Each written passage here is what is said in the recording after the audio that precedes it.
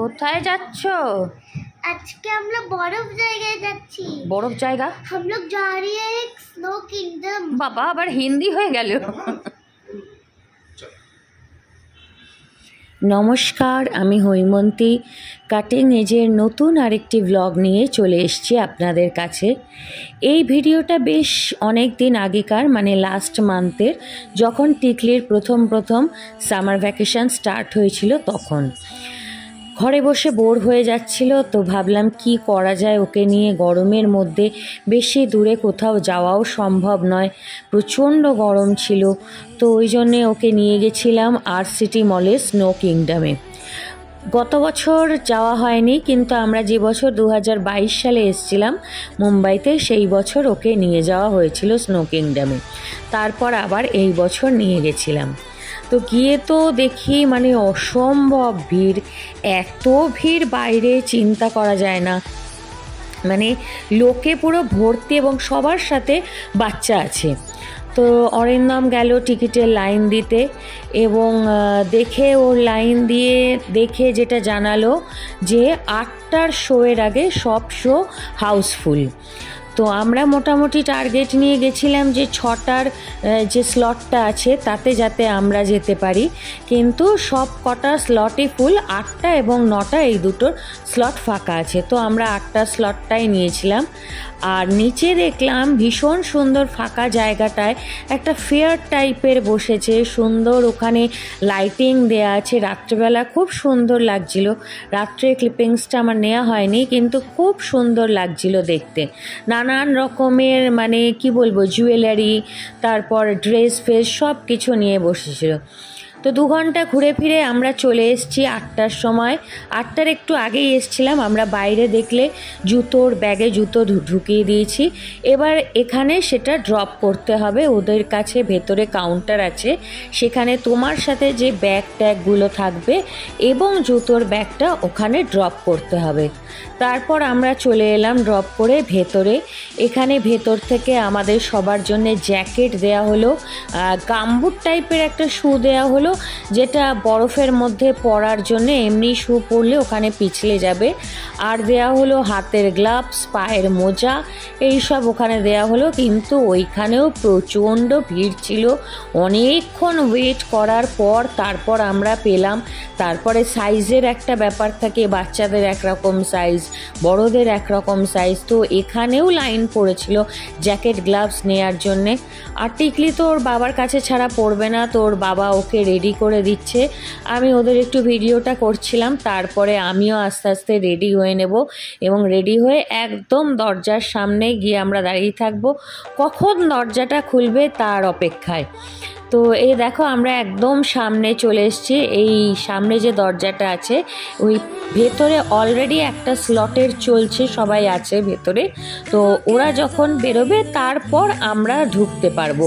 কিন্তু ঢোকা আর বেরোনোর রাস্তাটা এক জায়গা দিয়ে নয়, এটা ঢোকার রাস্তা এবং বেরোনোর রাস্তাটা সম্পূর্ণ আলাদা, এর ভেতরেই কিন্তু অন্য দিক থেকে। আর এখানে আমরা ওয়েট করতে করতে বেশ কিছু ছবি টবি তুলে নিলাম। আমি অরিন্দমের পিছনে একটু লাগছিলাম যে তোমায় একটু রবিনহুডের মতো লাগছে এইসব পরে। তো এরপর চলে এসেছি আমরা ভেতরে। আর এখানে এই ছোট ম্যাডামের যে কি খুশি মানে কি বলবো, মানে আমি তো পারছিলামই না, এত ঠান্ডা। ভেতরে -6 ডিগ্রি টেম্পারেচার ছিল। এমনিতেই আমার ঠান্ডায় একটু ফ্রস্ট বাইট টাইপের হয়ে যায়, মানে লাল লাল র্যাশ বেরিয়ে যায়, প্লাস আঙুলের যে ডগাগুলো আছে না ওগুলো লাল হয়ে ফুলে একদম শক্ত হয়ে যায়, এসব প্রবলেম হয়। কিন্তু ওর খুশি দেখে না মানে তখন মনে হচ্ছে আমার কোনো কষ্ট না। যদিও আমি একটু পরে বেরিয়ে গেছিলাম, ও আর ওর বাবাই ভেতরে ছিল, কারণ একটা টাইমের পর আমি আর নিতে পারছিলাম না। আমার পুরো হাতে পায়ে মানে একদম চুলকাতে যেমন হাম হলে আমাদের যেমন ছোটোবেলায় হতো ওরকম পুরো র্যাশ বেরিয়ে গেছিলো। তো ওর বাবাকে বললাম তুমি ওকে নিয়ে একটু খেলো, আমি বাইরে গিয়ে ওয়েট করছি, কারণ এর বেশি থাকলে আমার মানে আমি আর পারবো না থাকতে, এত কষ্ট হচ্ছিল। তো তার মধ্যেই আমি যতটা পেরেছি ওদের ভিডিও করেছি, আর সবারও ভিডিও করেছি।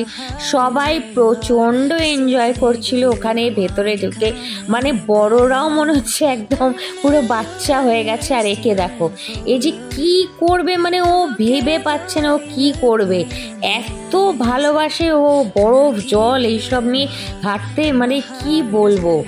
আর ওর সাথে একটা কি ওর সমবয়সী হলে ভালো হতো, কিন্তু আমরা যেহেতু তিনজনেই গেছিলাম সেই জন্য ওর বাবাই ওকে সঙ্গ দিচ্ছিল, আর তো কেউ নেই।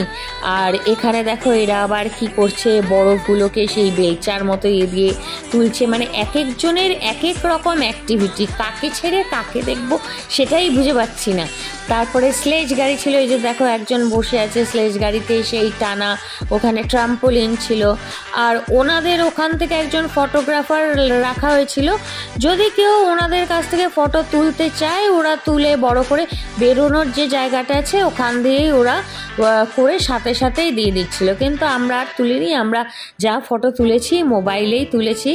আর এইখানে গেছে বাবা আর মেয়ে দুজনে গেছে, এই টায়ারে বসিয়ে দিয়ে ওরা ঠেলে দিচ্ছে, তারপরে নেমে আসা, এখান দিয়ে নেমে আসা। সে ছুটকি তো একবারে তার হয় না, 2-3 বার এটা করেছে। আমি তো বেরিয়েছিলাম, অরিন্দম বলল, তারপরে ও অনেকবার করেছে এটা।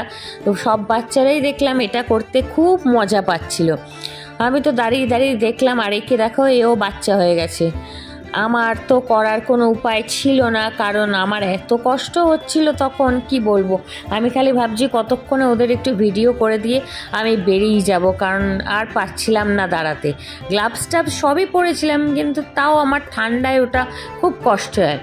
আর এখানে এই একটা ছিল, এটা তোমার কি কিরকম বলবো বলো তো, মানে কামানের মতো একটা জিনিস করে রেখেছিল, যার মধ্যে দিয়ে সে বরফ ছুটছিল আর লোকে তাতে ভেজার জন্যে, মানে সে কি আনন্দ, সব মাথা ফাতা ভিজিয়ে ওখান থেকে সব আসছে, এত সব বরফে ভেজার, মানে স্নোফল টাইপের আর কি করার চেষ্টা করেছে, ওখান দিয়ে স্নো ছুটছিল।